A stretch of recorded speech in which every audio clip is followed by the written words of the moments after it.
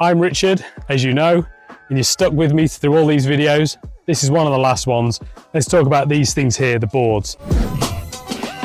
The boards are really important because that's what gives you the connection between you and the wing. Let's talk about the canting of the boards and how foot positioning is. So if you look at, again, top speed videos, Prince of Speed and some of the other events that are kicking around on social media, you'll see that various riders put their feet in various places. Just a warning, if you've got a foot phobia, look away. Okay, let's talk about boards and foot placements. Okay, so how I ride this board, it kind of gets me there every time. We have to remember we're not beginners and we don't necessarily need to keep our feet in the center line because we know we can get up, we can go, you know, this isn't the intermediate class, this is the top end class. So this is where I put my feet when I'm going quick. Front foot goes in, slightly at an angle because I'm looking where I'm going because I need to anticipate the gusts that are going to come over. My back foot doesn't go here, my back foot goes right on this edge here.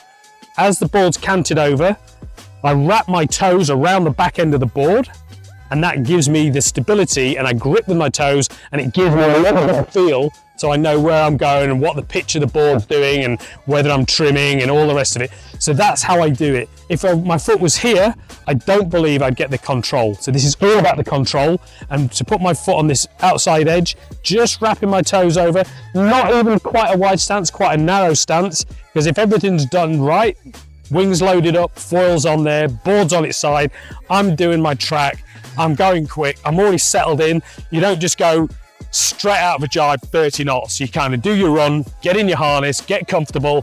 When everything's just about right, then you take the speed up, build it up, build it up, build it up, take it off the wind with the wing, get your feet positioning right, and only when those feet are right, then you do it. The board must be canted over. If the board isn't, and you're like this, you're gonna go over the front. Let's talk about this thing. So this new Skybrid, I've had it not even a week yet, been out on it, pretty impressed so far, getting some good speeds. I do need to tune it and trim it and get everything right. We'll talk about that last trimming bit at the end of this video, but let me just talk about this. So riding this feels pretty comfortable. The yaw on it actually helps me quite a lot, so I feel more comfortable going fast.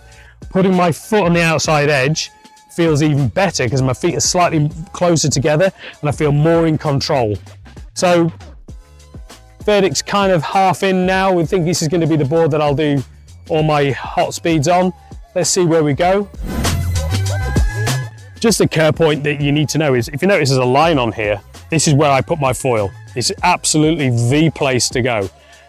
I never ever change it. It's exactly where it is, and everything is learnt from this one spot.